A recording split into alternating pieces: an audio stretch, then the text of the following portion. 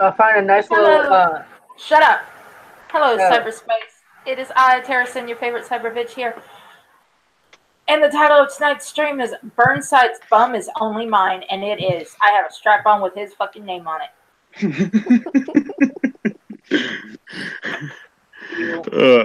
I have to ask, does the scrotum have cat bells in it? No, I don't have a scrotum for it. You got to get one with cat bells. Is it made of gator leather? No, it's not made of gator leather, dill hole. Is it just a gator tail? No, you douche nugget. It's a French tickler. No, it's fucking silicone. Was it banned by a country recently? No. Oh. But god damn it, that chocolate starfish is mine. You're welcome to it. I don't exactly see a line stretching around the block. I don't know, I've heard some tales. Well, yeah, true. I did hear that there is an alcoholic seagull that was cruising for him, but other than that, From what I've heard, a few others too. But hey, well, he is a catch. He does have those golden locks. Oh goodness! What? I'm just curious. What did spur this, though? The choice of title. Because I'm a cunt bitch. No, I mean, has he specifically been getting like emails about people telling him sodomy fantasies? No, it's because I'm a cunt bitch. Oh, okay. I was gonna say, is there something he's been keeping on the down low from us? Oh man. I'm just picturing him having a stalker like Terry Crews in Next Friday. You know, when he had the phone books and he was chasing after fucking Cat Williams. Well, I will say this much. I was in a shitty mood until you told me the title of the stream. Thank you. You're welcome. Now your job is to get Burnside's ass on here at least for a little bit. Oh, you're going to hate me. I actually told him to go to sleep. I did too, but now he's already fucking awake. All right, I'll try. I mean, I can't make promises. You know, I'll hit him up and tell him, hey, hop on the stream. But I did tell him to sleep. Look, for him to say that he's sick, I mean, I don't know. He never complains. So if he's sick, I figured it was legit. Hold on, let me send him the link too. I'm gonna be very annoyed with him if I told him to go to sleep and he's sitting there playing video games. Seriously, get some sleep.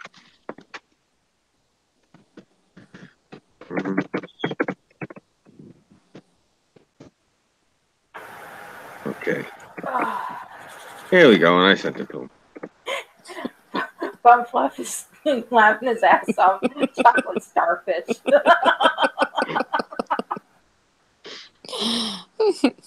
When I think of gay sex, for some reason I think of what's the name of that fucking band?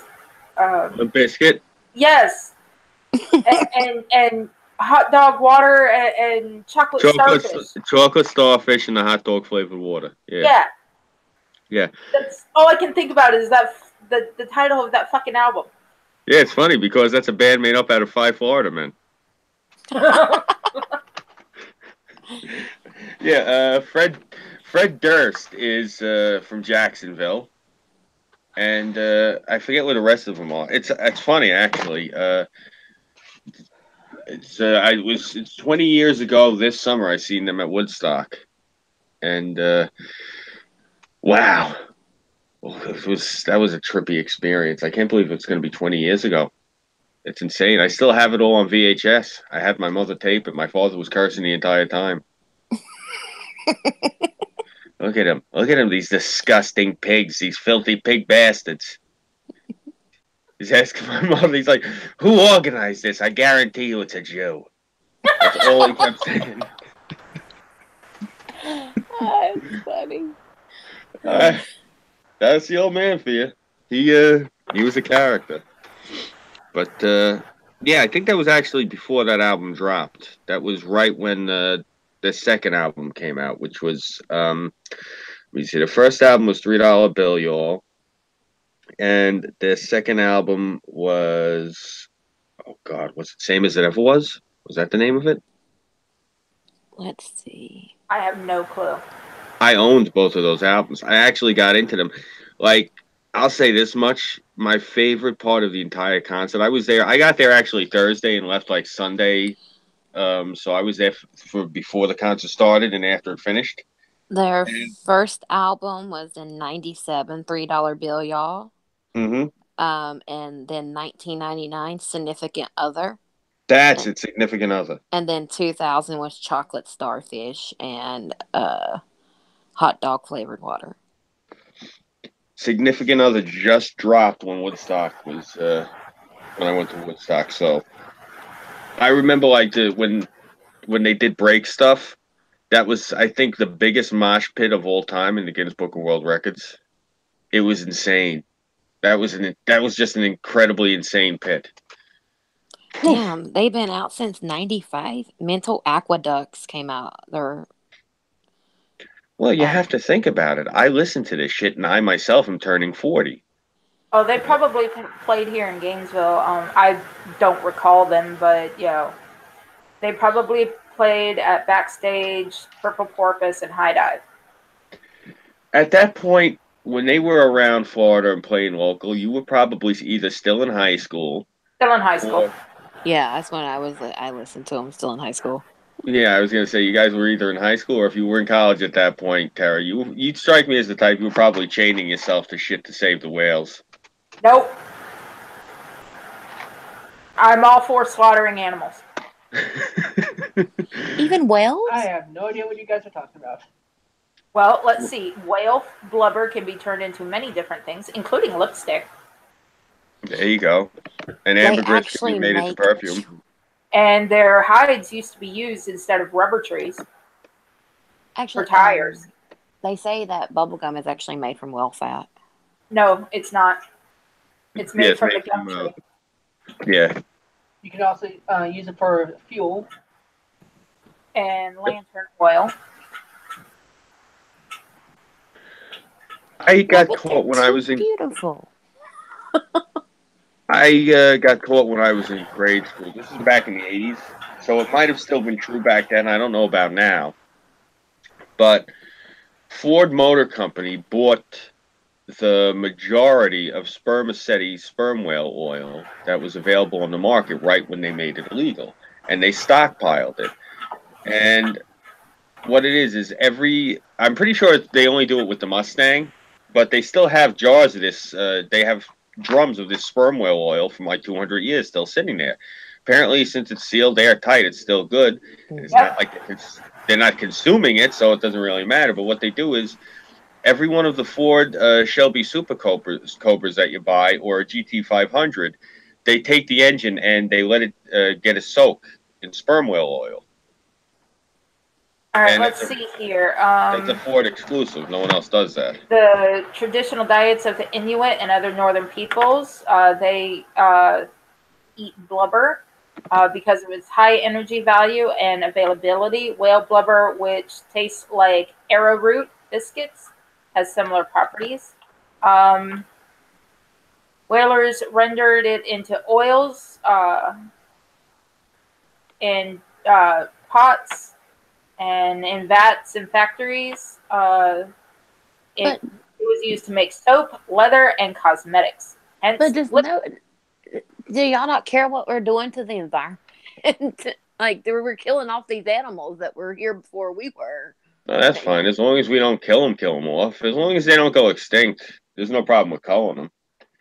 If we have too much of something, that is a detrimental See, as well. I'm also okay with culling humans. So yeah, same here. I got Well, no that's problem what with war that. is. No. We need a purge. That's fine. Well, all you have to do is, Terry, you just have to register Republican and you'll be safe. Then we can have that purge. That's fine. If it's blue and it's got a D on it, that's all. The D just stands for destroy. That's true. They do. Democrats do destroy everything. Well, I mean, this even is, Republicans too. There are some Republicans that do, I was going to Yeah. say, That's here in the Florida, majority. Republicans destroy everything. but majority is Democrat though. well, my whole thing is I just want to. I don't give a flying fuck about either political party. That's the reason I wear the red, white, and blue hat as opposed to the red one on the air. Because specifically, I don't want people to think I'm only a Republican on paper. Like I believe in republicanism. I don't believe in the Republican Party. You know what the Republican Party is supposed to stand for and what it stands for, two different things. On their face, I think at their worst, the Republicans are a pack of pansies. That's the difference I see between them. The difference I see between them and the Democrats is on their face, I see the Democrat elites as bags of shit that need to be stepped on. Whereas the Republicans, I just see them as, like they got to be sent to their room with a glass of warm milk and sent to bed.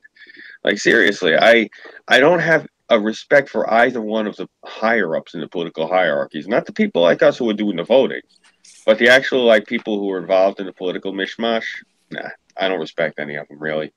My congressman I respect because the guy is well, one, he's the head of Homeland Security, and two, he is holy shit is he no nonsense.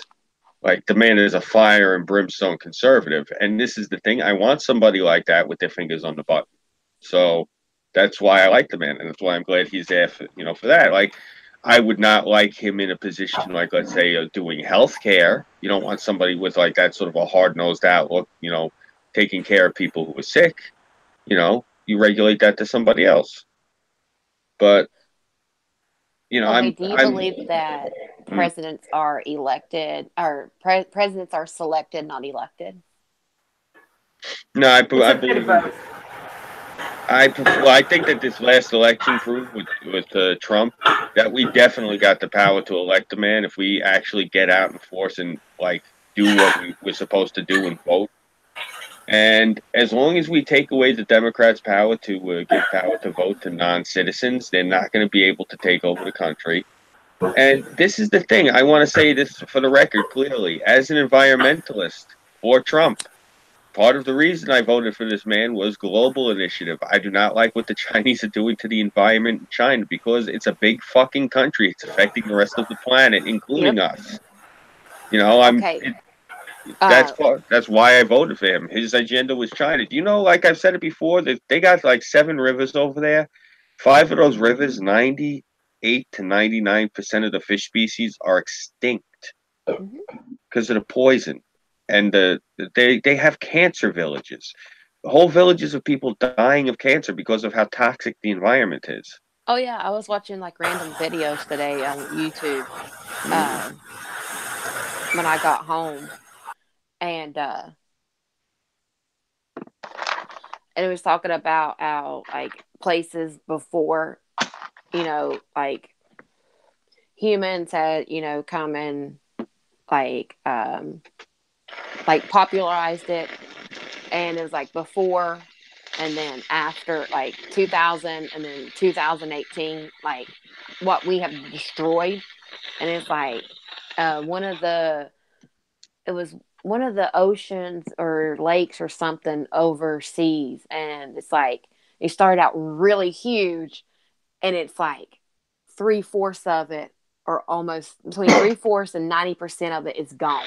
And it's like, and they've tried to like reinitialize everything, to put water back in it and to make it like it was before. And it's like they can't do it. Like it was wow. I have to find that video again. I was just watching random YouTube videos when I got home. Probably in China. I think, yeah. Look up China Uncensored. Believe it or not, that station, that channel, that's the reason that that got me to vote for the president. What it was, like when I was talking about it, it's got to be at least a month ago now, when I did that video, the one-on-one when Purposeful moderated between me and that dingbat AP. But he was asking about one of the things on the wish list about I had because he was trying to accuse me of being a furry. He's like, "Why do you have this panda suit on there and this apparatus that you strap to your backpack? What it is? It's a fan backpack with the parachute, and you can attach like an advertisement to the back of the thing, and it had these. They're actually like electronic like roller skates that actually move by themselves that are powered. So I explained to the two of them I was going to rent these things out to the Chinese people up over in Queens and in Nassau. There's a lot of Koreans. I was going to rent it out to these folks to use specifically to advertise their restaurants over in because in parts of Flushing where they are, the buildings are high, but they're low enough where these guys, I figured, I see them do crazy shit all the time. My idea was to rent it out to them to go from rooftop to rooftop advertising, like, just like careening across with it. I figured there was nobody else had this idea yet over there. But I looked into it, and because unfortunately you're crossing over the city line at one point, you're going to be in New York City itself proper, even though it's just the same neighborhood. It's just that's where the actual geographical line is from Nassau County into Queens County. You can't do it because they have all these fucking codes and all this different shit. But the reason I'm mentioning this because it got brought up on the air that time, what actually brought me on to YouTube was the influx of Koreans and Chinese Americans into my neighborhood. They came in such force that I was like, what the fuck are these people doing here? And so the two reasons I was looking here was specifically, I wanted to know why all of a sudden I was up to my eyeballs in Asian people. Nothing against them, but when you wake up one day and everything's different, you're wondering what the hell happened. So I looked it up on China Uncensored. And the second half of it was, I'm sorry. I apologize to everyone that's about to hear what I'm going to say. I am 100% American. I am a capitalist. There was an influx of new people. I wanted to see how to make money. So I started looking up about different Asian folks and different things. And that's what led me to that, to that channel, China Uncensored, was because I was curious. Part of the reason I know about the thing with the fish is, as a fisherman's son, I'm familiar with fishing and with aquaculture. And I was looking in to see what these folks eat. And that's also, believe it or not, because it just happened to come around the election time and the thing with China. You can actually say that China is the reason that I wound up on here talking to you guys. Because if the Chinese people did not move here in force and change the entire demographic of part of the neighborhood, I would never have even bothered looking on YouTube. I thought it was still cat videos and, little girls giving makeup tips and shit. I didn't know what the hell this stuff was. And then the media went insane during the election. And all of a sudden I started seeing political videos on here, like tons of them. So I started watching them. And again, it's what brought me onto YouTube. I started watching these videos, and I seen Computing Forever, and I was watching it, and he was talking about this site called Minds.com. I went onto Minds. Had no idea what the hell I was doing. I'm a journalist, so I just started writing, and then all of a sudden, the president blew up Syria. And there was a bunch of people talking about Syria, and I weighed in and gave my 2 cents in it. And then this fucking weirdo, this real weirdo, he just started talking to me. And I started talking back to him. And then I kept seeing him every once in a while. And then all of a sudden I wound up going down to DC and meeting him. And now I stream with him. And I think another reason why we don't fuck with China is because they were the largest opium importer. That's where we get all of our fucking opium from. Yeah. I knew you were talking about Burnside as soon as you said I was talking to this weirdo. Yeah. Yeah, Burnside's an odd duck. He really is. That's part of the kid's charm, And it's weird because as I said before when we were off air, I was talking to an old buddy of mine, a guy actually from the neighborhood I've talked about before on the air. When he finds out I've spoken about him, though, he's probably going to get really pissed off at me. But because I've talked about some of his less stellar moments, but I didn't drop his name on the air, and I'm not going to drop his name now. But I was talking to him, and I was looking through some of the older streams that we did, some of them even before I even streamed with any of you guys. And I can't believe, it's only been a year. It seems like I've been doing this for like 10 years now, just probably because of how many times a week I was doing the streaming at one point. Probably. But, yeah, it's very sad how fast the entire landscape changed and the environment changed. And I don't talk to, 90% of these people anymore. And I don't like to sound like one of those people that doesn't take blame for my own thing, but a lot of the reason I don't talk to a lot of these people is their own personal demons. Because and this is not a reflection on any of you, because you three are probably actually three of the most normal people I've met on here. And Sarah, you just have a temper. You just You're actually insulted me. you're not abnormal. You just have a bad temper. Holy shit, do you have a temper? But yeah, other than that, you're not abnormal. But a lot of the folks I've talked to on here, they have a lot of shit going wrong with them upstairs. There's a lot of introverts, a lot of manic depressives, a lot of bipolars, a lot of skits, a lot of psychos, a lot of socios, a lot of different people with a lot of different types of baggage. See, And like the one thing that pisses me off is that all these people, I was fucking good to them. I'm good to everybody because I give people the benefit of the doubt. All right, I see the good in everybody. The one thing that pisses me off is that they go behind my back or they go and talk shit about me. Okay, talk shit about me all you want to, but don't fucking lie on me. That's what pisses me off, and that's when my temper comes out. When you straight up just fucking lie on me, that's when the temper comes out, and I don't fucking like that shit. well, you know what the sad thing is? Like a lot of I'm actually like this the way I'm talking right now, I'm very, very relaxed and very reserved, and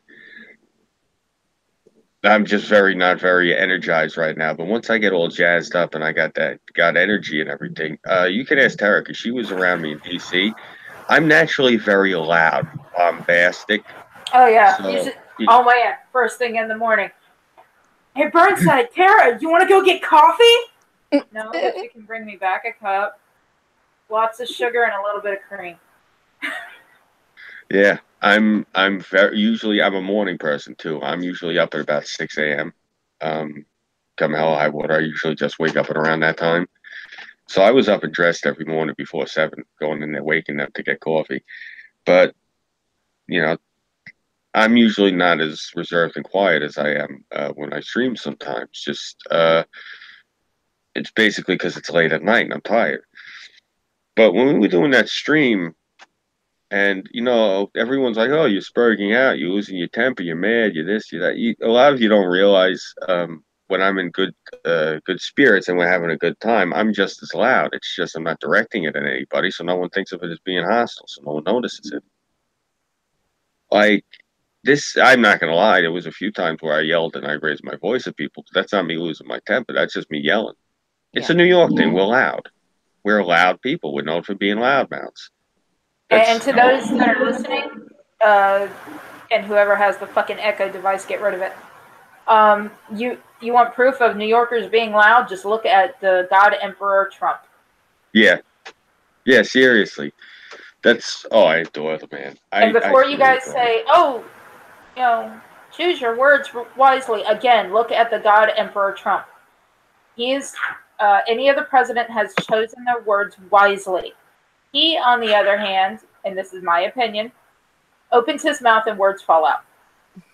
Because he don't give any fucks. But definitely part of the appeal of him is that he's not talking through a filter. Still, as a public figure and supposed to be the leader of this free country, he should choose his words wisely. Oh, I think he does. It's just I think he sees things through the same sort of spectrum that I do, which is probably part of the reason I have trouble sometimes comprehending why people have a problem with some of the shit he says, because I don't have any problem with anything he says, really. Right. The only thing I did have a problem with, but this is the thing, and when I say this, people can say, "Oh, 4D chess." I've never said 4D chess in all seriousness. I've mentioned it in passing when people have said, "Are you saying 4D chess?" I'm saying, no, I think I see what he's doing. Like the thing with General Mattis when he left and when he was lacing into him, one, he did sound like he might have been actually legitimately mad that something might have went down between them that we don't know about. That's the first part of it. And the second part of it is he might not have been mad at him at all, and he might have just laced into him because the guy might have said to him, "Can you let me leave on a sour note? I got a book deal coming out." It is a possibility.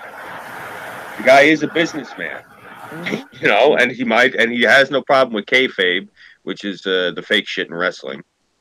So, I mean, that's the whole thing is I don't want to second guess this man because I've seen so many people second guess him, and I've second guessed him once or twice, and my mother said, you know, don't you got to see it, watch, and I'll be damned if the old girl was right. So that's the thing, you know. It was. I don't really think I'm personally like a person that's overly qualified to overtly opine negatively on the shit that he does because he's played a lot of everything that he does close to the vest, and I've heard things said horrible about him, and then I've heard things come out 2 3 months later that have completely vindicated him because it turned out he had something cooking and he didn't tell the public because the media has the bad habit of spilling the beans. I say this as a journalist. I've had a problem for years with the discretionary practices specifically of the media, even here as somebody who worked as part of the New York media apparatus for a few years. You know, that's always been part of my problem is because I grew up as somebody, you know, everyone knows at this point because I say it a lot. Family served in the service, you know, and I was raised on believing in things like national security and in a certain amount of, you know, censorship when it comes to things that, you know, could hurt the American people or the government of the country. And I'm not talking like skeletons in the closet because people immediately love to put words in your mouth, and that's not what I'm saying at all. I'm not saying skeletons in the closet. I'm saying specifically if the president wants to play something close to the vest to further our interests overseas and whatever the hell debacle we were left in from the past 2 to 3 previous administrations, and he wants to play close to the vest to shore everything up for the better of our interest and to get our troops home. Who the fuck am I except some bum in the kitchen talking on my laptop? I have no business sitting here and fucking and saying anything bad about what the man's doing. You know, that's the way I look at it, anyway. Well, there's one thing I've learned about if you're going to do anything. Now, this is coming from convicted felons. I'm not a convicted felon, but I know convicted felons. Their words are, if you're going to do something, do it and don't tell nobody. That's what people's problem is. Because if you tell one person, it don't matter if you've known them 20, 30 years, eventually they will go and say it. Like they'll go tell another person, and then that person will go tell 10 more people. It's like, no, if you're going to do something, like you said, that's what Trump's doing. He played it close to the vest. He did it, and he didn't tell nobody. Yeah. Well, that's part of actually why when I first started having all this trouble with all these weirdos and everyone first came at me, I had people I didn't know asking me questions and asking me all this shit. I didn't know these people. So what I did was what I always do when people will come up and ask me shit and I don't know who the hell they are. I fed them a yarn. And this was the thing that people couldn't reconcile. Well, how could you tell so-and-so this and tell so-and-so that and then tell so-and-so this? You told 3 different people 3 different stories. I said, yeah, because they're 3 putzes I don't know from Adam. Right. How hard is that? How hard of a concept is that to grasp? I love how you put that, Scoob. Well, no, hey, what's going on, bro? What's up? Not much. Well, no, he has a point because you got people that are coming to you and you know, you don't know them from a hole in the ground. Of course, you're going to tell them, like, yeah, you tell them one person this, and you tell the other person, because you're going to see which one will go back and run their fucking mouths. Yeah. Oh, yeah. Usually, unless they all 3 go do it. And it's like, yeah. Oh, yeah, I totally get where he's coming from. I just love how he put it. It's like basically like 2 truths and a lie. I told 3 stories, but 2 of them is the truth, but one of them's a lie. Well, you got to find out which one it is. Well, the thing is, the more sly thing to do is put a little bit of truth in each of them, but they're all 3 lies, essentially. So, yeah, that way, you know, they go out and tell however many people, and, you know, technically you did not lie to them. I mean, it's a very, very soft technicality, but it works. Yeah, well, Well, you could do what I do, which is when I confronted about specific people that I had spoken to, well, no, I told that person complete bullshit. I don't know who the hell they are. Well, what to do about this person? Like, this is the thing. When confronted, I said specifically who I spoke to, like, truthfully, and who I gave a bullshit story to. And when they confronted me, well, why did you lie to me? I don't know who the fuck you are. Right. Nothing personal, bro. I don't know who you are. Of course, I'm going to tell you well, stuff not like just that. or I don't trust you. Yeah. Well, yeah. I just like watching people try to dig the truth out of the bullshit. Yeah. It's more fun. My whole thing is, and I've been saying this a lot. The thing that's been annoying me is like having to deal with all this nonsense just because we've had all this stuff going on, like the debacles down at the border, the border wall, the other problems we've been having, like the shutdown. And I haven't personally had enough time to cover that because I've been extremely busy, what with the end of the year and the beginning of the new year, because I'm trying to get a lot of things shorn up with my court case. And I have to get back into college for the court case and having trouble with the government and with paperwork and all sorts of fun shit. And between doing all that and then you see the problem is I personally would love to ignore these handbags because I don't think that they're worth the freaking, the sweat off the back of my balls. But, unfortunately, they torture other people when I ignore them. So I have to sit here and actually pay lip service to this nonsense just to clarify that I'm not interested in it. And by the time I'm done with all that, I can't focus on what I came here to focus on, which is basically the crazy shit going on in the country. The fact that Korea's having, possible peace talks after like 50 some odd years. My father fought in Korea, you know.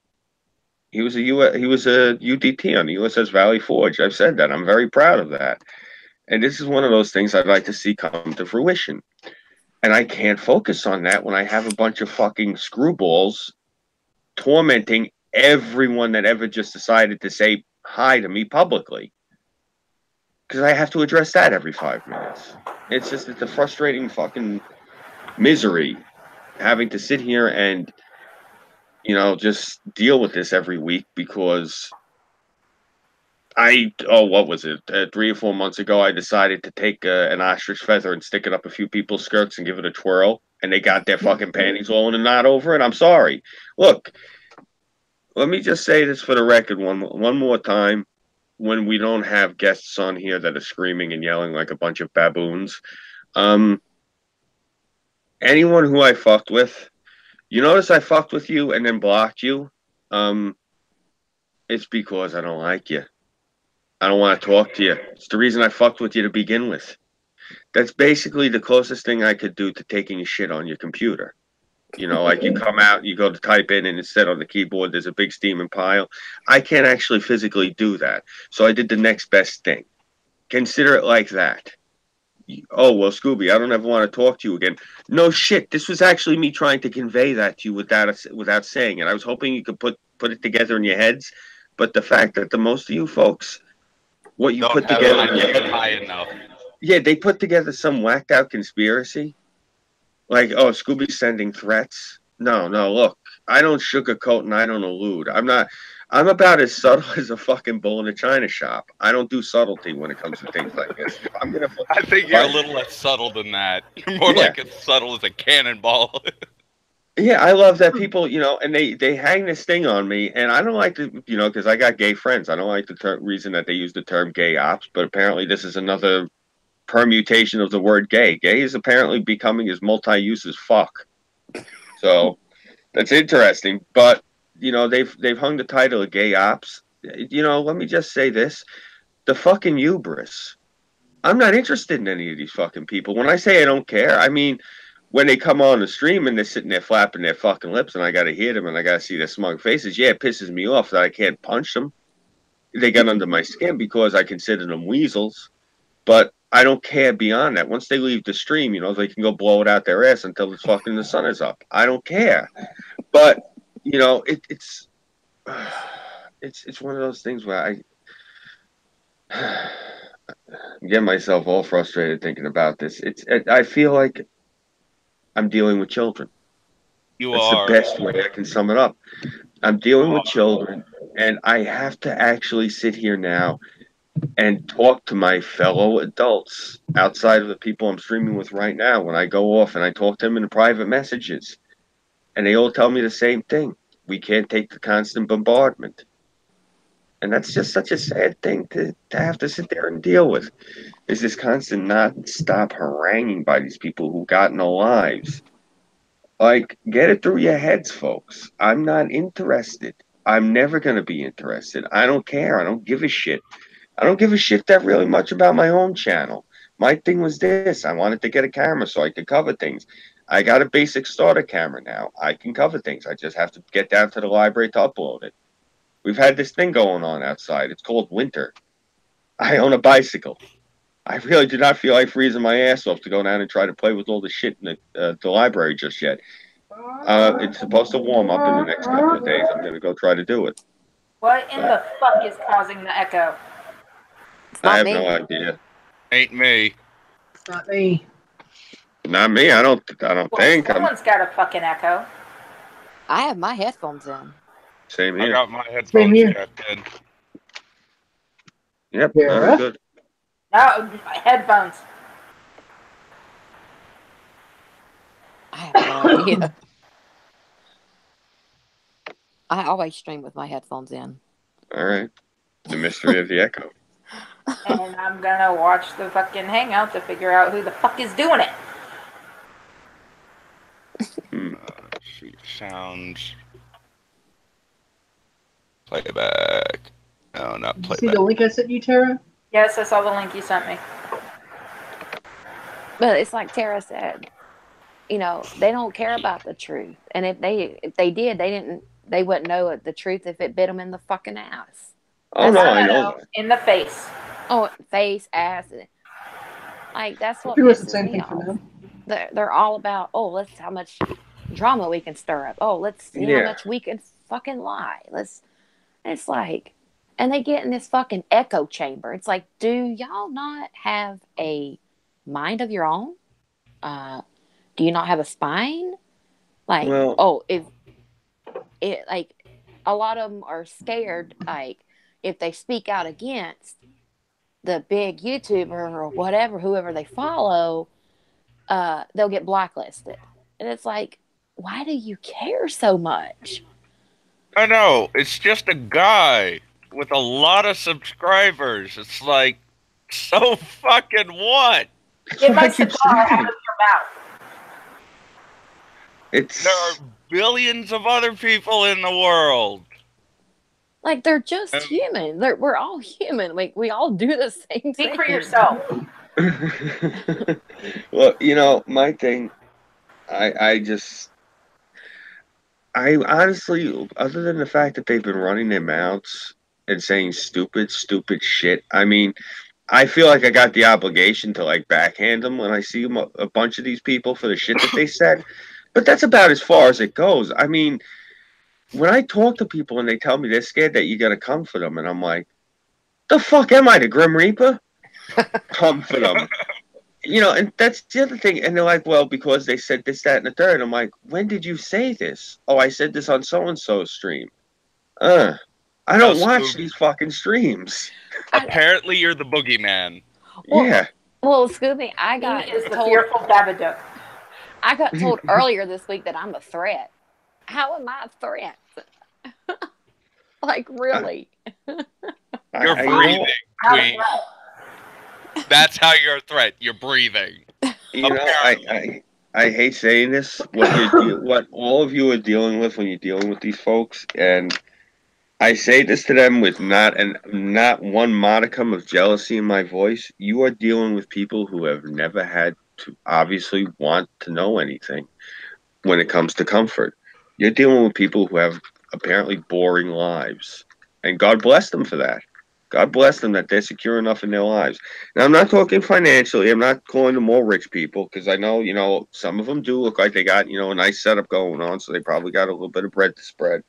That's not what I'm saying, though. What I'm saying is, you know, these are people who have never had to want for so much, like, as far as, like, the comforts of, I don't think any of them have gotten into a fist fight.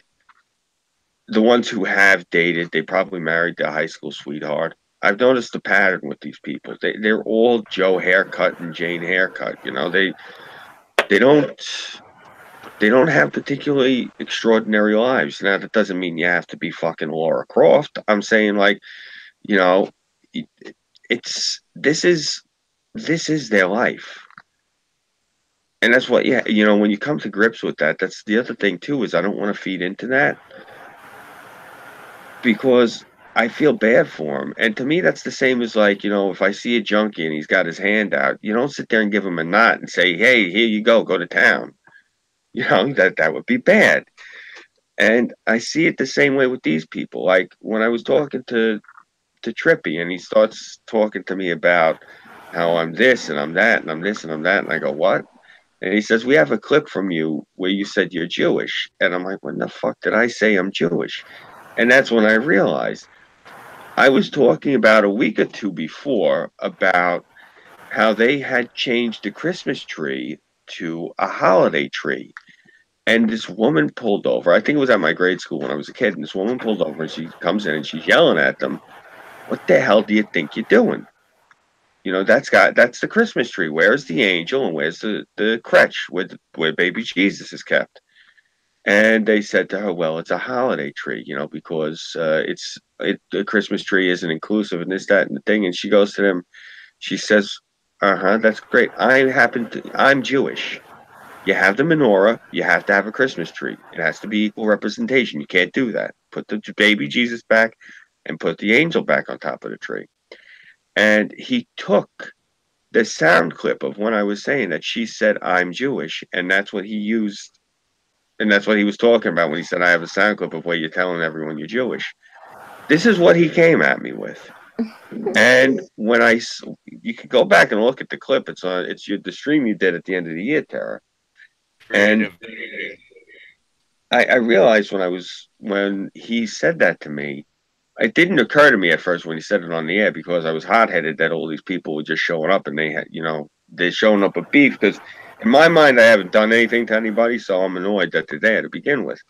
But it occurred to me, that's one of the reasons I started talking about this tonight, because it only occurred to me a few days ago when I was looking at something, that they're reaching that much where they're splicing shit together and they're making fake tweets and they're going to this length to smear me. It's because they have nothing better to do. That's what I'm saying. How can I mean, I'm annoyed, but how can I have like active vitriolic anger at people like that? I mean, this is basically like, you know, you got that fat retard neighbor that lives down the block and he constantly eggs your house every Halloween.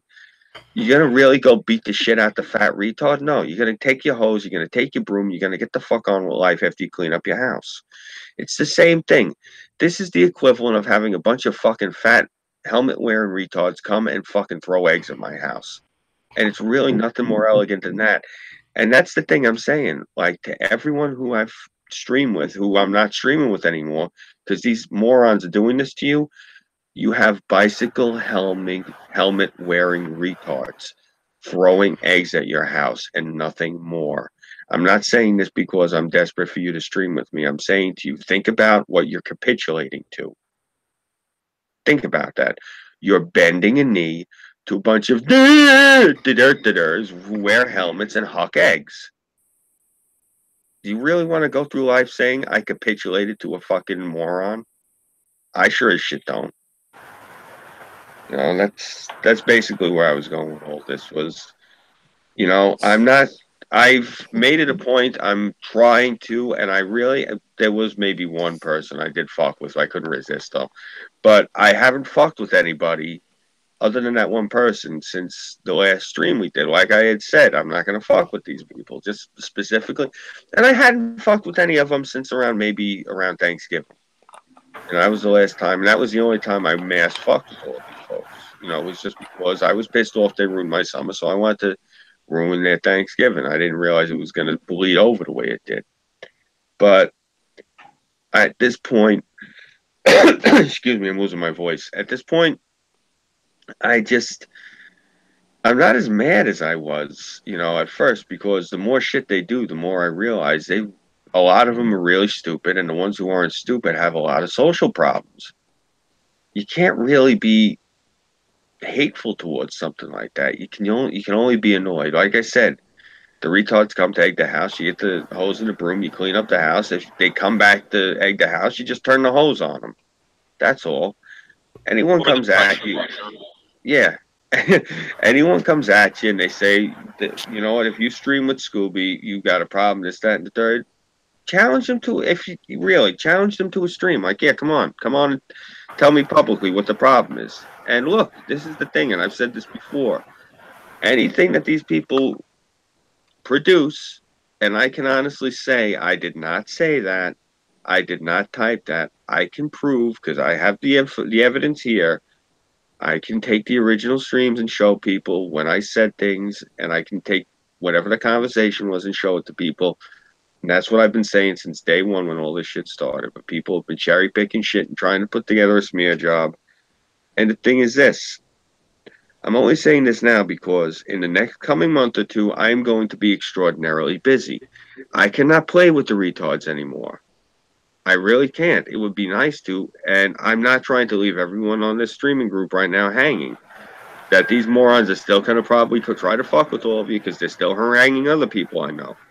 But that's just it. Yeah, well, that's what I'm saying is I honestly have my own life going on. I can't be bothered with these dipshits. I was saying this when they first started with me. I was actually busy with in real life shit. Like, I had morons sitting there sending me streaming requests at all hours of the night. I have to get up at 5 in the morning. I don't have time to play with this shit, especially when it's just going to be 6 or 7 fucking guys that sitting there saying horrible shit about different people that I know and care about to try to get a rise out of me.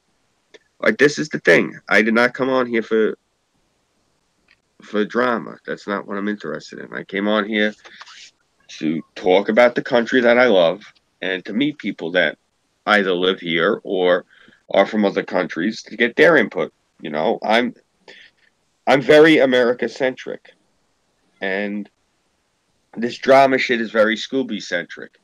And those of you who know me, the one thing I've always said, I don't like the center of attention shit. I don't like things when they're about me. I don't like that shit because it sours fast. Mm-hmm. And this is my whole point of this. This is the reason I wear a mask. I'm not interested in the attention. Hell, I even wear a hat because apparently, according to Ryder, I have the hair of a god. So I'm glad I was wearing that hat then. You know, but You have brushable hair. What? You have brushable hair. Thank you. Well, there's one in particular. There's one in particular that I have a damn score to settle with. And they think because they dogpiled me on my Extras channel that they got a one-up on me. And that's Mad Dodge. Now, Mad Dodge, I come at you like a fucking adult. And, you know, you went on Red and Only Stream. A friend of mine who, with this shit that happened 7 months ago, people tried to go, you know, after her, you know, trying to blacklist me with her. And she told them the same fucking thing. She's not in it. I've never done anything to her. And she don't want to fucking hear it. I know, Mad Dodge, the offer still stands. You can come and talk to me like a fucking adult. I never stalked you. I never harassed you. When I was on that stream on December 24th, and everybody dogpiled me, all right, when that stream was going, I messaged you privately and said, you know what, dude, I'm not doing your stream on Tuesdays. I'm unfriending you. I'm left your server. I never said I was going to block you. I said we would talk when we talked. That means, you know, you happen to message me, okay, we'll talk, you know, whatever. But I'm not going to go out of my way. I never said I was going to block you. And you come on the stream that we did on, what was it, Tara, New Year's Eve? The 30th or the 31st? It was a Saturday. Yeah. I think it was the 29th. 29th, Yeah, okay. 29th. Okay. We said at the beginning of the stream, if you're going to pass the link out and it's not your turn to talk, to come on here to air your grievances, that you would be kicked from the stream. And that's what I did, Matt Dodge. Okay. Then when I got off that stream, y'all sent me a link, and I went on there, and I confronted you and told you that. Then after that stream, that's when you went on Red and Only stream. Now, like I said, the offer still stands. You want to come? You want to talk? Okay, that's fine. We're going to talk like adults. But you're not going to sit here and fucking lie on me, man. You sent me your Facebook information. You told me while I was on the phone with you on Discord here, while you were sending me your Facebook information to add you as a friend, you know, you're going to tell people, oh, she sent me a message after I blocked her, you know, because the message, if you play those voice clips, I told you why you were kicked from the stream. So you're not going to sit there and say that I'm stalking you or it's creepy or whatever. And you want to say on that stream that was Maestra set up, that you forgot. How the fuck do you forget when there's only 2 people from Discord that you told me and another person that I'm not going to name, that only had your Facebook information? How do you forget? That's, you know, like I said, you're not going to fucking sit here and lie on me. But the offer still stands. You want to come and air your grievances? I'm all up for it. But we're going to talk like adults. And you're going to tell the truth. And if you can't do that, then whatever. Well, for your sake, I hope that he actually takes your offer, because I know how much it's been bothering you. Yeah, it's like that. You know, they can call me every fucking name in the book, Scooby. It ain't like I've never heard it before. But they're not going to sit here and straight up fucking lie on me. You know, I'm actually glad you mentioned that, the name calling thing, because that's something I wanted to address really quick. And this is honestly the last bit of it I want to talk about, because I don't want to drag this down. We've been going on now for about this for like 10 minutes, but I forget how we segued into this, but this is actually something I wanted to address. It's something that I did, and I'm actually, it's been bothering me. I did this, and it's something I'm actually sorry about that I did. People like say you don't apologize when you know, for anything, and no, this is something I'm actually sorry I did, and it's been bothering me. I just never got a chance to address it.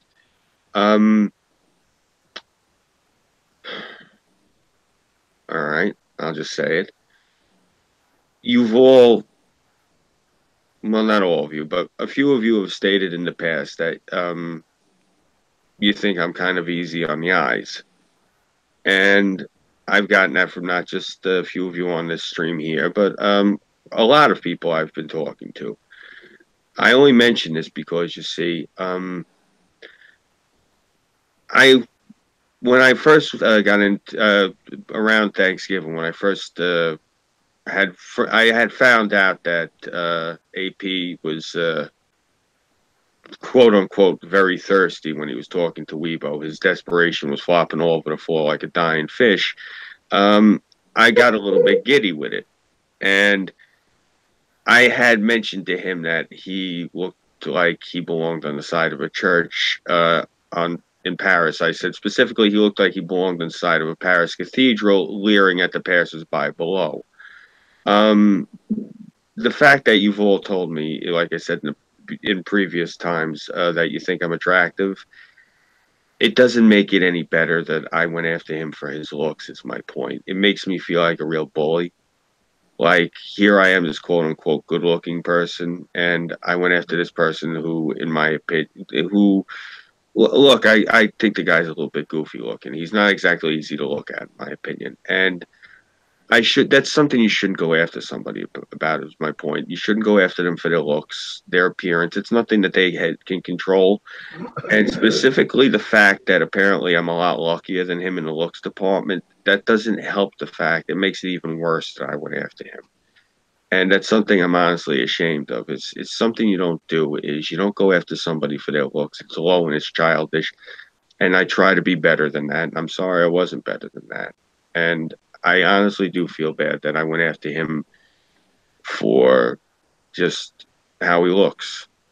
And that's the only part of all of this nonsense that I honestly feel bad about, is that I stooped to the level. I only did it because I knew I'd get a rise out of him. I specifically only went after him cheaply like that because I knew he was going to bug 6 different ways from Sunday. I didn't know he was going to go thermonuclear, and I didn't know he was going to have a complete nervous breakdown and a personality meltdown over all of this. I had no idea. That's specifically why I did it to him in the DMs. I was just trying to razz the motherfucker. I didn't know that he was going to go nuts. I really feel bad that he, lost his marbles over all this. I didn't know he was that vain. But that's, again, not even the reaction I got out of him. It's just the fact of, again, I sat there and I made fun of the guy's looks. And then I doubled down on it the next day when he got nasty with me, which makes me feel like an even bigger heel. You know what I'm saying this, but it's one of those things where, it was the heat of the moment. And to be fair, I was a little bit chafed at the shit that they had all been saying for weeks about my poor elderly mother. She's sick. She's pushing 80 and got under my skin a little bit. And considering the worst thing I did was tell the guy that he looked like a gargoyle on the side of Notre Dame Cathedral, I think that's really not that bad. I'm not trying to excuse myself, but again, I think it shows a lot of constraint on my part. And it's just one of those things that I was just trying to push the guy's buttons, and it bothers me that I said it. And that's all. And I do really regret saying it. It's just it's just something I wanted to talk about, and I've spoken about it, got no reason to speak about it again. I just felt, if anything, since you guys I stream with, and you're the people who've caught most of the flack about this, except for poor Six. He isn't here right now. I'd like to say the same thing to Six also, but hopefully he sees this and he hears it too.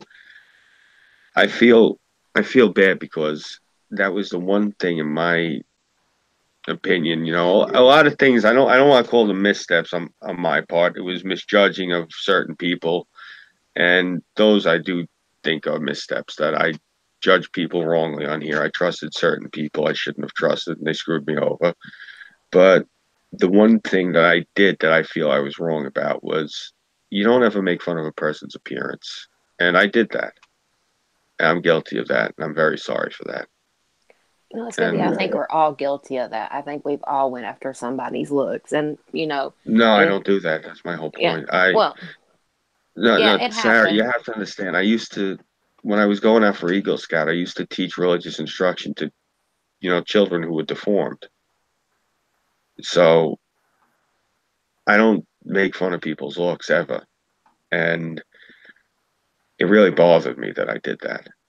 It bothered me that I knew he was going to go nuts.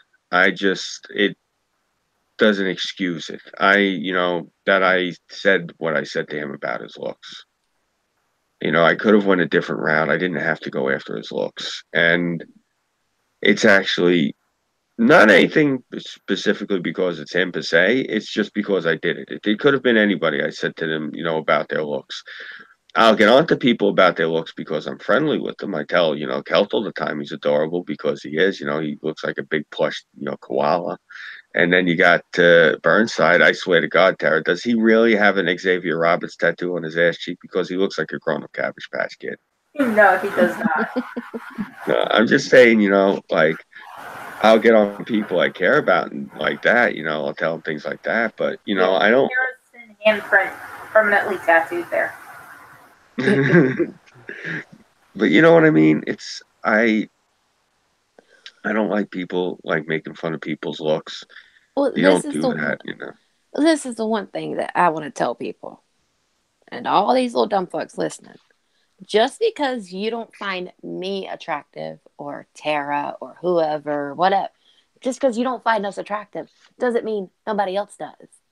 Mm-hmm. Was it called doxing? I could get pictures of my exes, and they are very good looking men. I could pull some good looking men, and I have. Just because you people don't see me as good looking doesn't mean somebody else does it. Beauty is in the eye of the beholder. Mm-hmm. I was just thinking that.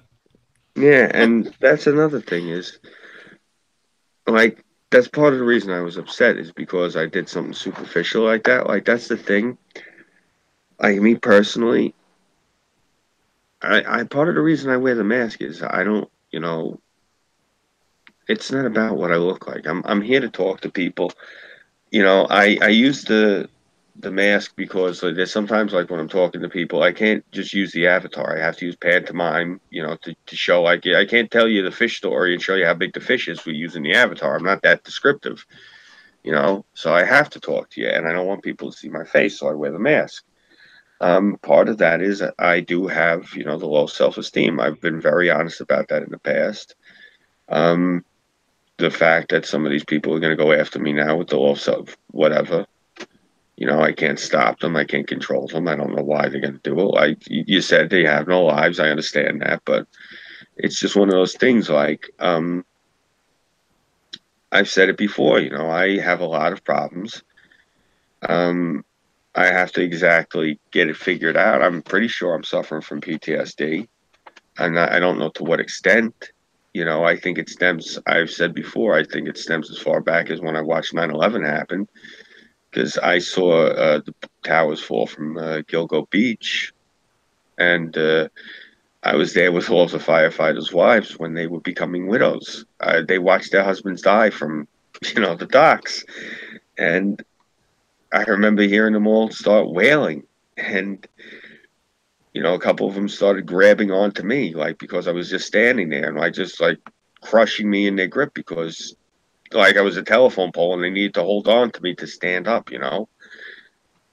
I was let me see, that was 2001. I was 22 years old at the time. I was a boy. I was in college, and that happened.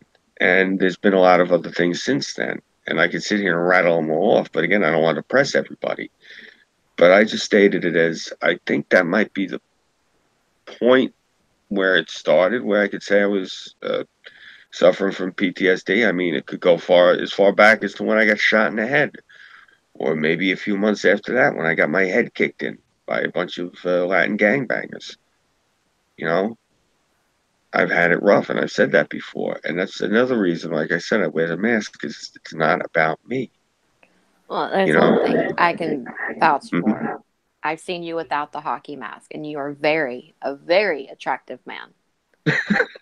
Thank you. I And appreciate that. I have gotten to know Scooby. Scooby is one of the most decent people I've met. I've said that a lot about other people, and those people I have said that about. And AP, like Scooby said, but after all this shit, I still fucking defend you, man, because I know the decent person you are. I have talked with you. You are a decent person. Yeah, do you let this shit get ahead of you and go to your head? Yes. But I know the good person that you are. I know the decent person you are. Just like I know Scooby. To everybody that thinks that Scooby's this bad person and everything. No, Scooby is one of the most decent people besides myself and Tara and people on this stream with us. Like, you take the time out to get to know somebody and your perspective will change. Well, Like, you don't know what people are going through in their real lives behind closed doors. They come to the internet to get away from that. And they have to endure more shit. Yeah, this is the internet. And, you got to get a thick skin. But you always treat people with respect because you don't know what type of battle that they are fighting. And that's the person I am. You can call me shady. You can call me two-faced. You can call me whatever. But I know the person that I am. I'm a genuine person, and I genuinely care. You're not just sound bites streaming over this Google Hangout or this live stream. You're a human being with feelings. And I am here for each and every one of them, regardless of what's going on in my life. Like, because everybody knows the shit's going on in my life because I've made that publicly known. Um, you know, Besides that, like, if you ever need somebody, I don't care if it's 2 o'clock in the morning or fucking 2 o'clock in the afternoon. You need somebody to talk to, hit me up. Whatever is said between me and you will stay between me and you. Like, that's just the person I am. I don't go run and tell, oh, this person told me this and this is what they're going through. Nah, that ain't nobody else's business. It's kind of like that saying, what happens in Vegas stays in Vegas. Well, what happens in my DMs between you and I, what we talk about is where it's going to stay. you know what it is? It's because you and I both live on the coast, and we're both from the colonies. And we're both basically, we're raised in an old school tradition. And I hate saying it, a lot of these people we've been having a lot of this trouble with, most of them are west of the Mississippi and the north of the Mason-Dixon line. It's a lot of people in the Midwest. A lot of these people on the West Coast. I keep getting called an Easterner. I keep getting called a Northerner. All sorts of fun shit. Yeah. Actually, I'm a Met, but whatever. You know. And it's one of those things where you're from a different school of thought than they are. And they're not going to take you up on it because in their mentality, they're like, oh, good, she let her guard down. She let down her defenses. Let's attack. That's all these idiots know how to do. That's all they're good for. Because I realize this, and I'm not even going to say his name, even though the prick has been saying my name constantly. I'm just not even going to give his man bun having ass fucking lip service. But I had this bearded prick on my show once, and he hops on, and we're talking about something, and he doesn't say anything. And we ask him, and he's like, I have no idea. I'm not following the conversation. It's over my head. And I had a few of the rest of them on different times, and I realized something. They really are just a bunch of pud pulling fucking jesters. That's all these guys know how to do. You know, and that's the problem is, you see, I have no problem with them being clowns. That's part of the reason I hopped on their streams with them, is because, no offense to anyone here, but when we were all streaming together, when we were streaming with Six, we were trying to do things really professional. And we were trying to, do things like we were trying to reforge the stream into a certain direction. And we couldn't really have any goofball shitheadery on there because it's not what we were about. And I seen these guys, and so I went and hit up them, and I hit up a few other streams. And that's when I started streaming with different people. And I made it clear I didn't want to dime out anyone's pocket. And the sad thing is, that's what I didn't realize. A lot of these people, that's all they're about is money. Money! Yeah. I'm not here just to make money. I mean, obviously, if money is there to be made, I'm going to try to make it. I'm an entrepreneur. But, like, I've said this before, and let me say this again on the air for the record. When I get to the point where I'm able to activate super chats, yeah, I'll activate them. But if you want to send me a super chat when they're activated, and you want to say, "Here, Scoop, here's $5 towards getting equipment to make videos, or to get new recording equipment, so you can sit in the press pool and write something up to post on Minds, like to go watch Chuck Schumer lie through his fucking teeth when he addresses his constituents, to go sit in the press pool. So here, go get yourself a new microphone." Yeah, I'll take that if you want to send me that in a super chat. But you don't ever have to ask me a question with a super chat. I'll answer your question. You don't have to pay me to ask me a question. When I find out that certain people I've streamed with and they're like, nah, we don't answer questions unless they pay, I can't get with that. I'm sorry. I'm going to say one thing is, I'm 220 pounds, so stop saying I'm as big as a fucking house. Burnside loves my curves. I've seen Tara in person. She's very pretty.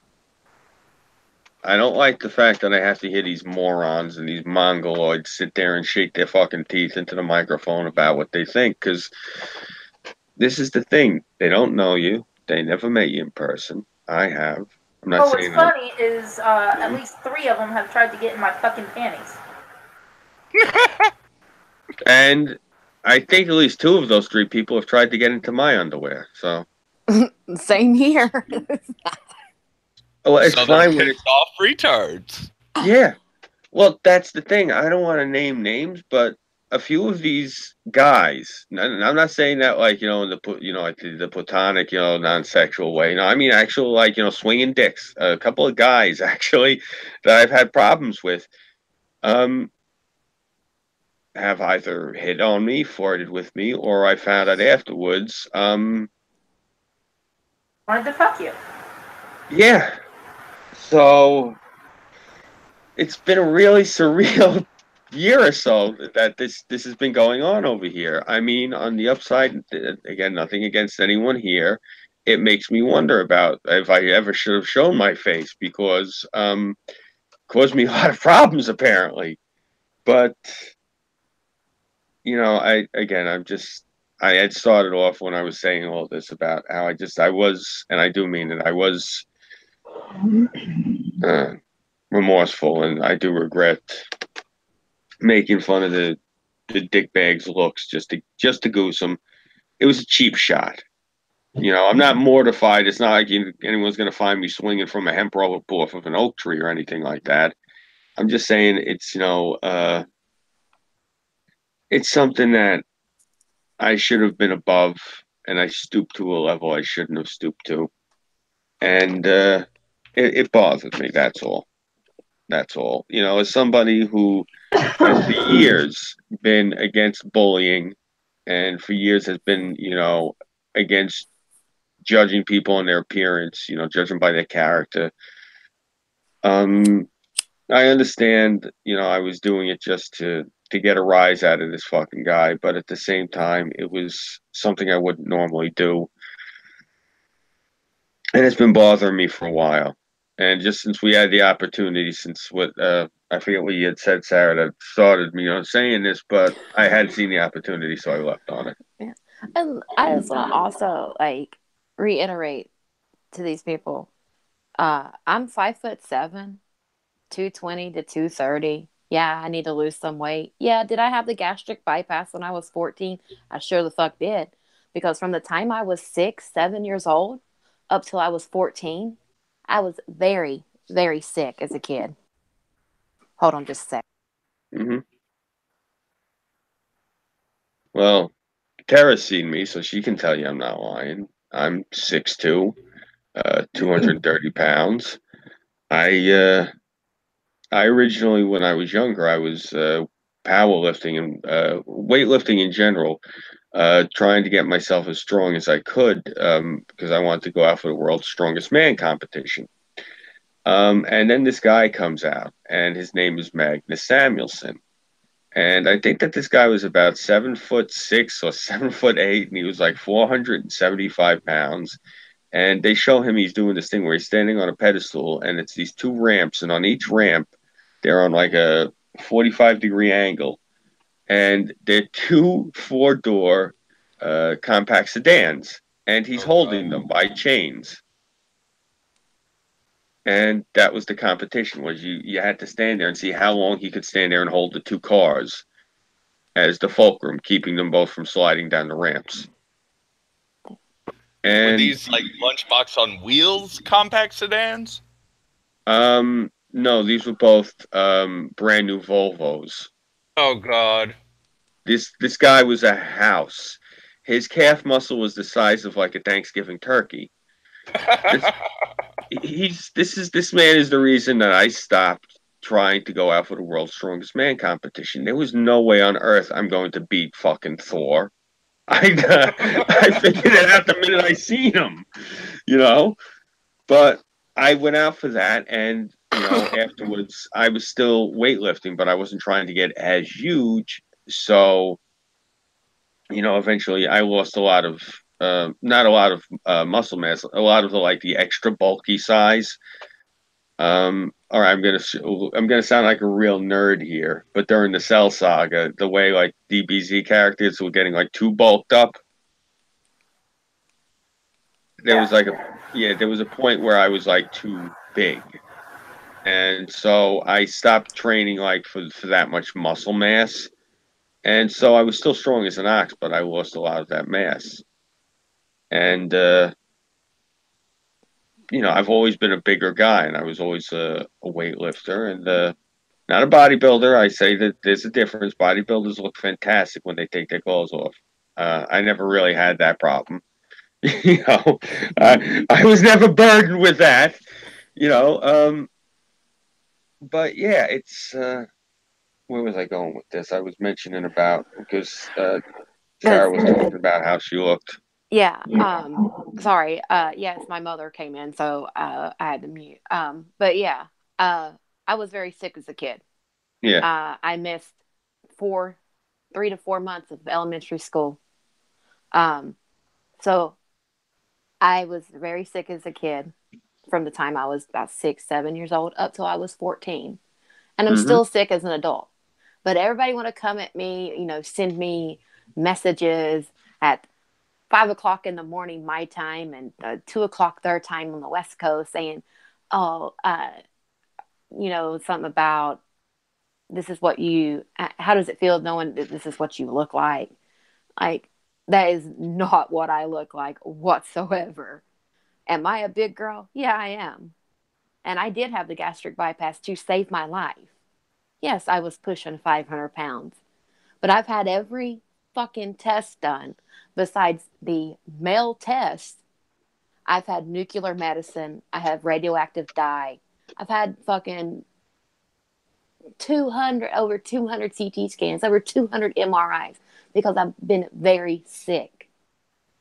And when I was born, I was a healthy baby. I was 3 weeks overdue. I was 8 pounds, 2 ounces. 8 pounds, 8 pounds, 2 ounces, and 24 inches long. When I was growing up, I was always 2 to 2.5 feet taller than everybody else. Like, I was a big kid. Like, I was the same way. I was, I think I was like 28 inches long, and I think I was something like 11 pounds. I actually nearly broke 3 of my mother's ribs when I kicked her when she was pregnant with me.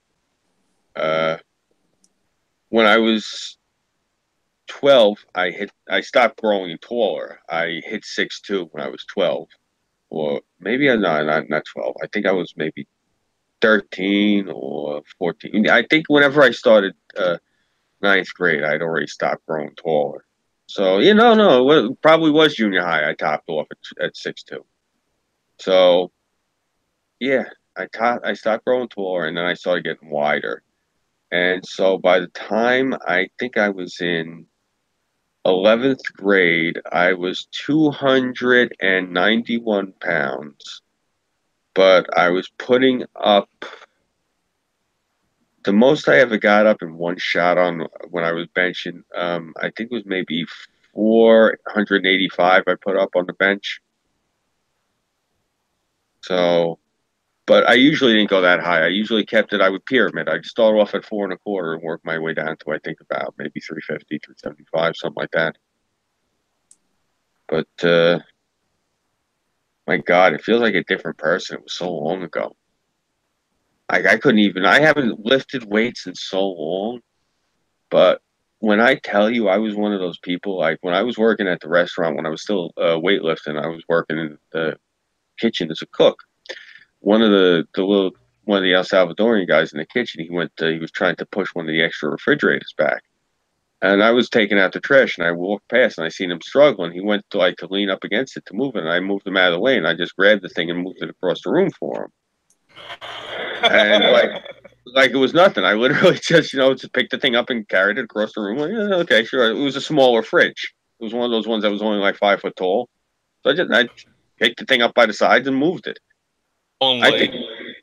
Yeah, right. So I look back on that now. If I'd probably drop dead if I tried to pick up a refrigerator now casually and carry it across a room for somebody. Like I literally said, hold on a second. I put down my garbage bags, just picked the fridge up from him, walked it across the room, put it down. He's sitting there like his jaw hanging. I walked back over, I pat him on the shoulder, said, "Okay, there you go," and picked up the garbage and kept what I was doing. I probably would have been laughing. I did shit like that all the time. I think I told you, like, when I used to train, what I would do is I'd go down to the beach and I'd take two kegs of beer. And I just, I'd take the empty ones, and I'd go down to the beach. And the cops rolled up on me once. And they're like, "What are you doing with these kegs?" And I told them, I said, "I'm training." They're like, "What do you mean training?" And I said, "Can I show you?" They said, "Yeah, sure." So I stood over across the one section, and I hauled off, and I underhand huffed these things across the beach. and walked all the way over and picked him up and then underhand huffed him back the other way. And I told him, I said, this is what I'm doing. I said, and then after this, I said, I do overhand. And the cops looked at each other and they said, okay. They said, we got a call that there was, kids down here with kegs of beer. I said, no, they're empty. And I said, you could tell because you know how kegs of beer are usually shiny. Yeah. These things were scuffed to shit from me throwing them in the sand. And as for me working in a beer store, I know what keg, was it a quarter keg, which is the smaller one, or a full keg, which is the half keg? Yeah. It was the half kegs, yeah. I was throwing around the halves. No, like I said, I was literally like, I was a friggin' beast when I was younger. All I did was, I didn't do drugs. I didn't smoke cigarettes. I didn't drink really. Well, no, that's all I drank. But, it was beer. I was a kid. I was a teenager. So, we were shitheads. You get a couple of 40 ounces and you go drink under the overpass or something. Or you go drink up over, you had to go drink somewhere where you weren't going to get mugged. So, you find a spot and you drink and eventually someone would show up and you probably wind up getting mugged or get into a brawl. But that's how it was. But my only thing was I would come home from school. I'd do my homework, and then I'd go down into the basement, and I'd pump iron all day. All night, rather. And, or I'd hit the heavy bag. And it's one of those things, like, people were asking me on the air, like, a few weeks ago, oh, what makes you think you're such a tough guy? Why are you such a tough guy? And I'm not a tough guy. I'm sorry. It's just, I'm not a pansy either. Right. You've done your share of... You've done your share of ass whooping, but you've also had your share of getting your ass whooped. Yeah, well, exactly. It's not even that. I'm saying that the fact that these people think that the way I talk is because I'm a tough guy, they should really reflect on that, because I don't think I've said anything that none of you would say given the same circumstances. I think that the whole lot of these people, they're just a pack of friggin' poofy fucking pansies. I'm sorry. Poofy spaz. No, these guys, they're just oh my God, they're such, like, you remember Jerry Seinfeld's frilly pirate shirt he was wearing? Yeah. That's what these guys are. So I don't care. No, it was famous, this shirt, because it was the most flamboyant thing you'll ever see. That's what these people are. I think I know what you're talking about. These people are that shirt. All frills, all poof, no substance. No, I mean... You know what they remind me of? I watch Worst Cooks in America occasionally, and there's this one season where there's just this over-the-top, flamboyantly gay guy. I mean, he's just gay. And he owns it. But he constantly just pops off and talks shit. And that's who they remind me of, just this flamboyantly gay guy. I mean, this is the kind of guy you'd find driving a hot pink Prius going, I'm fabulous! Yeah, exactly. That is actually a pretty good analogy for these people. You just made me reminded me, though. There is one of those people in those cooking shows. What show is it? I think it's the one with Guy Fieri. He constantly has a guy on with the cabbie cap and the glasses. He's Cuban. Oh, yeah. I'm dying to go to that man's restaurant. He seems like one of the best cooks I've ever seen. Or as Jeff Dunham would say, I'm gay. If y'all have watched Jeff Dunham. I know which one it is. Yep. Sparks of insanity. His wife is driving the Humvee. He's driving the little Prius. Yeah, that little powder blue Prius. And she calls him on the cell phone and says, and she's giggling. Fucking giggling. And he's like, what? And she says, you're driving a powder blue Prius. You have a 3-pound Chihuahua. And you make a living with dolls. You're gay! Yeah. And she goes, click, and he's like, bitch! Yeah. I modified the Prius color for that analogy. That is like my favorite Jeff Dunham joke. Besides the skit, how do you spell it? What? How do you spell it? Let's see. A C Phlegm silence. I love that. How do you spell it? What? I can't believe he's been on the air for as long as he has. I remember watching him when I was a kid. Well, he's not as funny as he once was. Oh yeah, no, I know. Ever since he got divorced, he's not funny. Yeah. Poor guy. Yeah, he's not as funny since he got divorced, but you know, his marriage was like the core of his skits because he would always start off with a funny story. But like the Chihuahua flipping over. Yeah, like the Chihuahua flipping over. Or that brief intermission with the Prius. You know, there was one of his skits. I think I got to look it up on YouTube. It was when he had all of the puppets out at the same time. Oh. And it was when he first introduced the jalapeno puppet, and it's when Peanut has his puppet out that looks just like Jeff. And I remember watching that when I was a kid, and you have to realize you're talking to somebody that my life choices for what I wanted to do. My parents, because I had the test scores, my parents wanted me to be a scientist. I very much wanted to split my time between writing comic books, being a disc jockey on the air, and being a stand-up comedian. That's literally what I wanted to do for my life. In other words, split personality.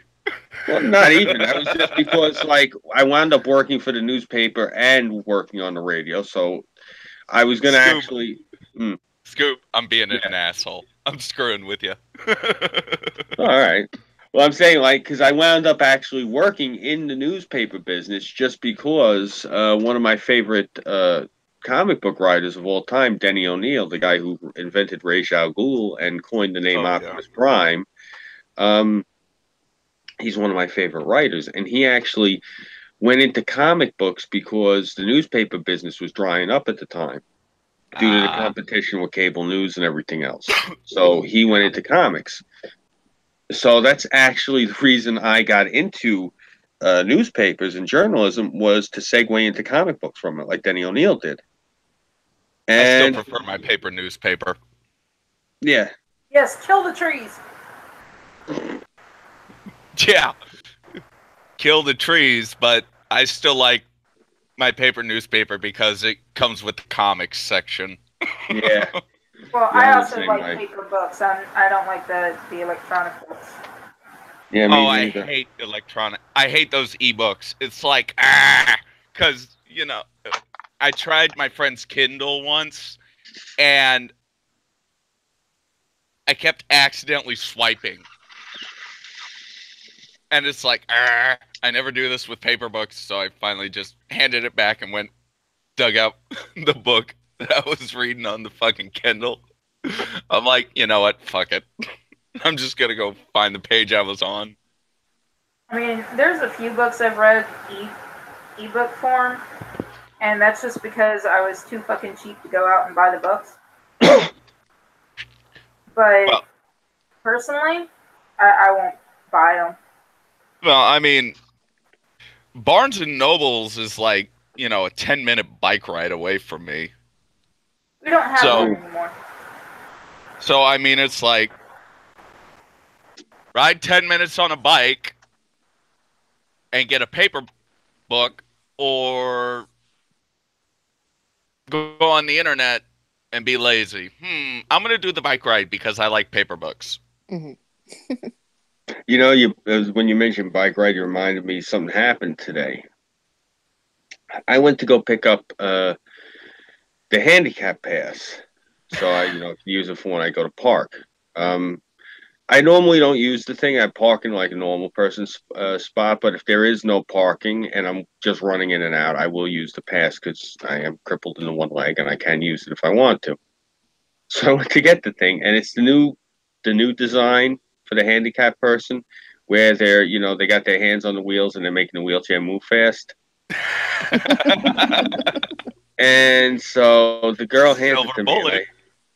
and I said to her, I said, I cannot stand this new design. She said, well, he's mobile. It's politically correct. I said, yeah, that's why I don't like it.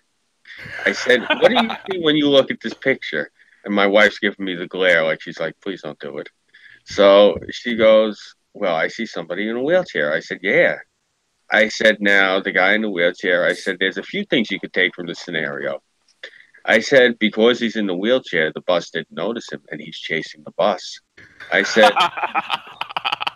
I said, because we're in New York, I said, this guy could be a veteran. I said, he's being chased by a bunch of frothing illegals that have been whipped up by your bosses.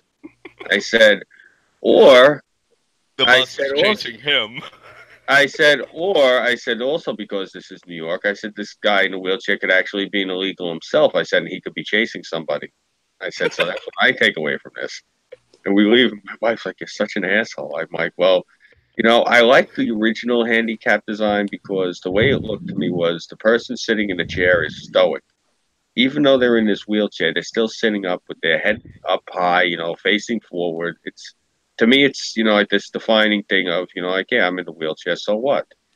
But this new one, you look at the thing, it's either like the guy is, going as fast as he can, like, oh shit, I'm late, or I just didn't like the way it looked, and I complained about it because they're the state, and I love complaining. Or since you're in New York, the bus is chasing him. Yeah, seriously, that's what I mean. Like, and it's one of those things with the political correctness. I can't stand that shit. It's offensive to me. Like, usually being politically correct is offensive. Yeah, like I was talking to somebody once, and I'm not going to drop the guy's name out of respect for his privacy, but we were having a talk, and this girl was getting nasty with me because I told her I'm against affirmative action, and she started calling me all this horrible shit. And this guy looks at me, and he was black, and he says to her, "So you're saying I'm not as smart as a white person, and I have to have a learning curve put into the test for me? That's what you're saying?" And she got the whole deer in the headlights look. And I leaned over to him. I said, you see, I said, you just broke her. I said, we're going to come back in 2 days. She's still going to be standing in the same spot with the same expression on her face. Oh, that's horrible. But funny. Burnside is missing out on all of this great comedy. Yeah. Oh, yeah. Like, I'm one of those people, like, if I go into public in certain places, people learn quick not to talk to me about certain things. Like, there's this one kid, and he works at one of the stores I go into, and he tried to stall with me, and he said to me, he's like, you don't like me because I'm a person of color, don't you? And I looked at him, I said, no, I actually just don't like you because you're a spastic little asshole. I said, but the fact that you referred to yourself as a person of color, I said, kid, you're black. Let it roll off the tongue, enunciated, black. I said, say it with pride as a person of color. I said, for God's sake, the hell's the matter with you? Have some dignity. I don't know. I don't mean to be so harsh on these younger people. It's just, no, I didn't have it easy. And the fucking balls on them. When I was 18, 19 years old, if I seen an older person, a person that was, I could tell was close, could be my parents' age, and they had a look on their face like they actually were busy and were trying to get shit done because they had shit to do, I'm not gonna stop them and start preening and hemming and hawing to them about my fucking personal shit. Who the hell am I? Like, I don't know. These kids got to learn humility. The balls on them. You don't like me because I'm a person of color. Yeah, you plaid. The fuck out of here. Plaid. I can't believe the balls of these people. Humility, respect, and they need to learn how to do shit for themselves. Yeah. Well, Ugh. I told a few of the kids when I was in the class with them 2 semesters ago. I'm offended by this. I'm offended by that. I'm offended by this. I'm offended. I said to you, if Just you're shut that the fuck offended, up. stay home. Exactly. Or just shut the fuck up. Oh, you can't tell them to shut the fuck up because you tell. Oh, now you tried to deplatform them. You got to, if you're that offended, stay in your house where your safe space is because this isn't your safe space, obviously, because I'm here. Exactly. I am very much not part of the safe space. There should be a warning sign affixed to my collar. There should be a warning sign affixed to my back because I have no filter. My filter is broken. Yeah, I'm the same way. That's what people try to explain about me. They're like, "You have no filter." I think I have a filter. I know not to say certain things in front of certain people. Like if I'm in front of like somebody's 80-year-old grandma, I'm not going to be like, "Oh God, did you see the ass on that broad in the spandex riding a bicycle?" I'm surprised that all those cars didn't just back into each other, looking like a centipede. I'm not going to say that in front of somebody's grandmother. I know better. Like That's different than having a filter. That's Oh, having okay. respect. Oh, That's okay. having respect. Having Oh, no all right. filter means if you see some bullshit going on, you're gonna call it. Oh, Or yeah, if no, you I see do that some all little day. brat, if you see some little brat doing some bullshit, yeah, you're gonna fucking snap off at him. That's having no filter. Not saying something nasty or disrespectful in front of someone's 80-year-old grandmother. That's having respect. Oh, okay. Can you hear me? Yes. Yes. About No. fucking time. This is the third time I've had to come in here. I guess should have it's said mad no. at you. I should have said no, just to be an ass. Well, then I would have known you'd heard me because I didn't type anything into the fucking chat. Oh, Yes. I know. But it would still be an asshole move. All right, can you still hear me with the headphones on? Yes. Yes. Okay. I was trying to say I sincerely hate the term person of color. Because ever since I was a little girl, I'm thinking that somebody colored this person. Let me go get a Sharpie and I'll make that true. Okay, and then, in later years, I saw the Tobey Maguire and Reese Witherspoon movie, Pleasantville. And that entire movie literally said what I thought as a child when I heard the terms person of color. I'm like, we're all colored. Why the hell are we using this term? Because I like that movie. Because apparently at one point in time, it was politically correct. A term that most of the world hates.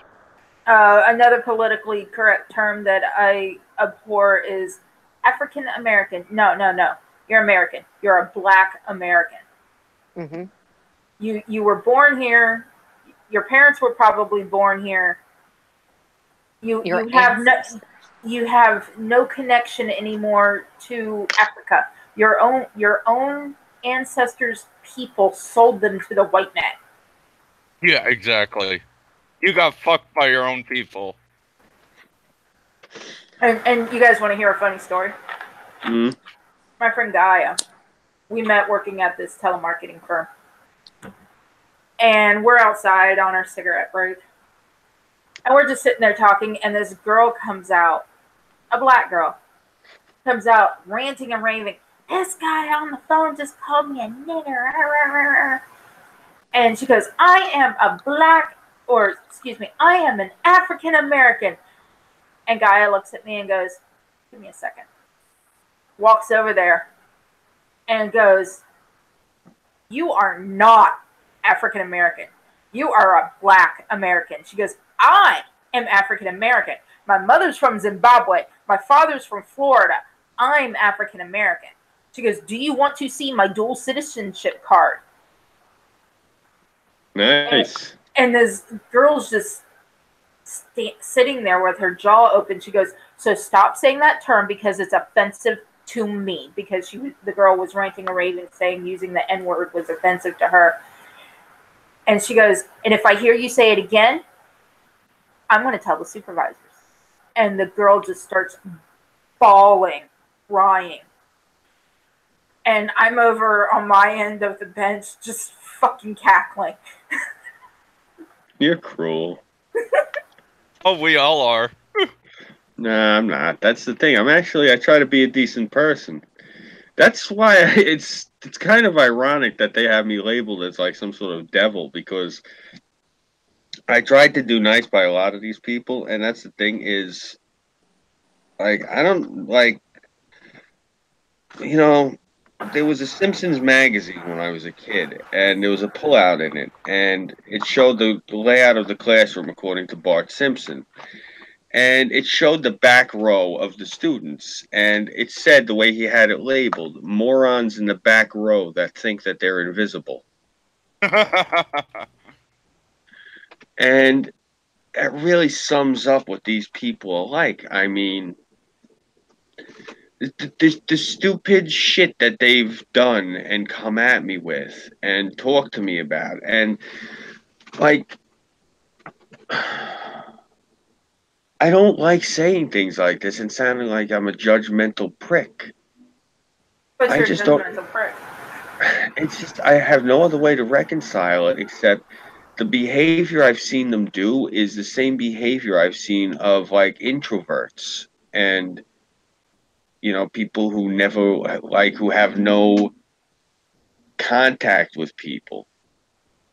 And like from a negative perspective, like these are the people who they are not introverts by like choice, they're like shunned. And this is the reason they're shunned, and they're doing this behavior now on the internet.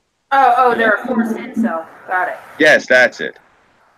Yeah, they're like the people that are like, well, I don't understand why everyone hates me, and then they do things like Scooby. We have things where you said you're this and you said you're that, and we have screenshots, and I look at it and I'm like, asshole, this is a cut and paste job, you know. And then they wonder why no one likes them.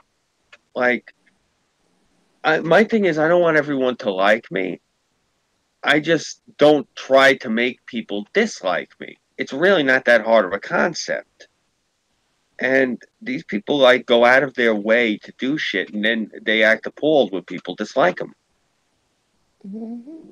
It just makes no sense to me, the logic. And it's part of the reason I don't want to talk to them. If I can't understand how they think, what the fuck do I want to deal with people like that for? Those are the people that get, you know, they're dangerous to you. If you can't figure out how they think, they're, you know, you're better off not talking to them, because that's somebody you're going to have, as I've obviously, as anyone who's been watching this has seen, I've had nothing but trouble from dealing with these people, and you're better off not dealing with them. Mm-hmm. And they need to accept the term personal responsibility. Yeah. You are responsible for your actions. You've made, you know, some of these people have made their bed, and now you can lay in it now. You know, you're going out of your way. They're going out of their way to, you know, just harass people. Okay, you don't like somebody? Okay, cool. All right, you've made that known. But you're going out of your way to just what? Just to fuck with us? Like, that shit's not cool. And then when we retaliate or refute what they're saying, or, you know, give them back what they dished out, oh, they can't take it. Oh, you know, they want to, or they make threats toward them. Oh, you're threatening me. No, I'm making a promise. Like, but it's Threats like, are illegal. Yeah. Exactly. And it's like, man, they need to start taking fucking personal responsibility. Yeah, not trying to pull the oh, what's that card they play? Guilt by association? Yeah. Yeah, that's complete horseshit. Guilt by association? Yeah, then what are you? Mm-hmm. Oh, it's a double set of standards for them. It's okay for them. But it's not okay for us. Or it's not It's okay for other ludicrous. people that associate with us. Still think it's ludicrous. It's absurd. It's like this. If they can dish it out, you better be able to take it. Yeah. Exactly. You're gonna dish it out. Just be ready to take some of that heat back, because I guarantee you, it's basic physics, cause and effect. You fling shit, expect shit flung back. Exactly. I mean, I just can't understand the logic though. They sit there and they stream like a work week worth of streams for the past couple of months. Cut videos, set up a mock channel, and then have the balls to sit there and well, why are you raising your voice when you're talking to us? Are you out of your mind? You guys have been going out of your way to go on a smear campaign. Well, we thought that you didn't care. That how the fuck does that mean I'm going to be cordial? Like, exactly. I don't understand. Like they think, oh, okay, if you're raising your voice, it's obvious that you care. And it's one of those things like, you're not standing in front of me. I'd like to smack the shit out of you until I can't feel my palms. Mm-hmm. You know, I don't know how else to put it. It's for nothing more than like it's. They like You the have a nice, attention.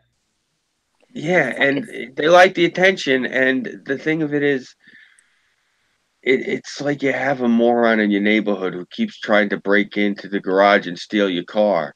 And no matter how many times you shoot him in the ass with the saltpeter as he goes over the fence, he still comes back the next night and tries to steal the car again. Mm-hmm. And you don't want to shoot him with the lead because you know he's a moron, because he keeps doing the same exact thing over and over and fucking it up. And he's not smart enough to be insane, so you know he's stupid. That's basically what I'm dealing with here. I'm dealing with the asshole who keeps getting, the fucking cheeks full of friggin' saltpeter as he ass over tea kettles over the fence. And that's basically who these people are. They're the same morons that come every night and try to do the same thing and get stuck with their hand in the cookie jar. Well, the easiest way to deal with that moron is to make it hurt more. Yeah. Which means pouring alcohol in the wound. True that. But that would give them more ammunition. So best thing to do with them, ignore them. That's what I've been doing. All right, and we have 1 minute. Well, it's like I said, I'm not making no threats. It's a promise. If I ever meet any of y'all in real life, I'm not going to say nothing. I'm just going to haul off and knock you in the fucking face and walk away. And be That's done how with you it. do it. That's how you do it. That's how you handle people like this. I hate saying it, and oh, Scooby, what are you advocating for punching people in the face like when they were punching Nazis? No, nothing like that. If These people come looking, no, I'm saying not even people who deserve it. I'm saying people who come looking for it. If these assholes show up looking for you to start trouble, defend yourself. They've made it clear. They've said that they're making threats. If they're actually going to get physical, defend yourself. Right. Mm-hmm. Exactly. All right, and it is midnight, at least in my time. For me, it is too. Florida time. Fuck off. So, I don't feel like going through outros, so let's just say goodnight. Yeah. All right. Now it's time to say goodnight to all our company. It's closing time. Those are fucking freaks. Good night, everybody. Good night. Good night. Bye.